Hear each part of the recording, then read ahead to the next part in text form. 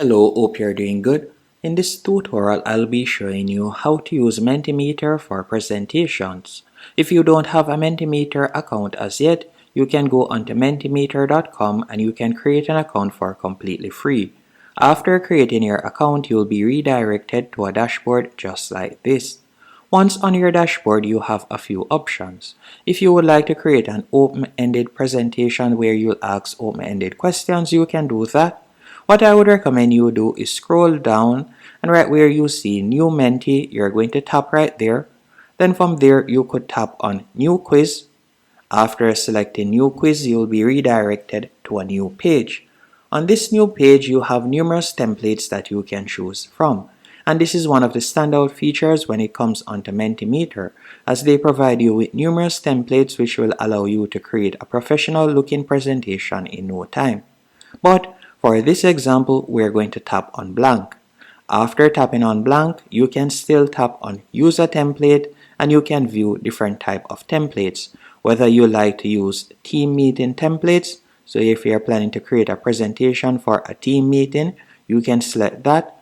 You can also select workshop and brainstorming, and you can see different templates that you could choose from right there.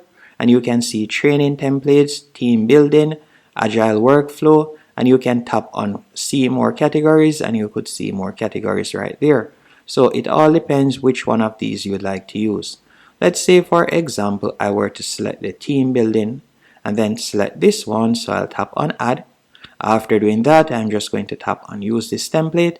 By the way, you can also see the recommendation audience and you can see the estimated time right there.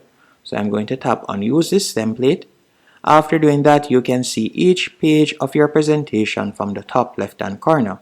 If it is a case that you would like to create a new page, you can tap on new slide in the top left hand corner and you have different interactive questions you can ask, whether that be multiple choice, open-ended, ranking, guess the number, pin on image. Any one of these options you can select, as you can see right there. And when you have selected one, let's say for example we were to select multiple choice. After selecting multiple choice, you could ask the question at the top. Then you can tap where you see options, and by going over to the right hand column you could type in the different options. You can also choose the correct answer by toggling it on and selecting the correct answer. Then you could change the visualization type, so you could change it from bars to donut or pie or dots if you want. So you have different options. You can also edit the color by tapping on themes from the right hand column.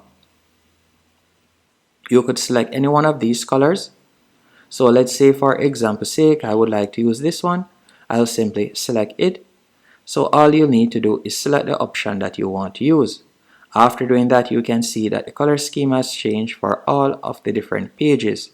So that's how you'll be able to change the color if you want. And by the way, if you would like to move around a page, so you can see this is our first page, this is our second page, and this is our third page. Let's say we would like to move the second page to third, you can simply pull it down. It's as easy as that to adjust it. And once you're finished, to present it, you're going to tap on the settings cog right here. After doing that, you want to ensure that you have selected presentations. After selecting presentations, you can select preview, so you could preview how it looks. So this will be the presenter screen better yet. After doing that, you can see how it looks right there. Once you're finished and it is to your liking, you'll close it. Then you're going to tap on present, and we can tap on present right here.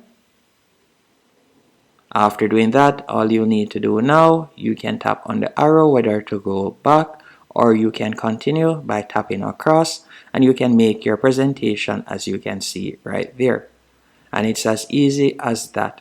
Once you're finished, you'll see you have reached the end of your presentation and you can close out. If you would like to share the presentation, you can also do that by tapping on share from the top right hand corner.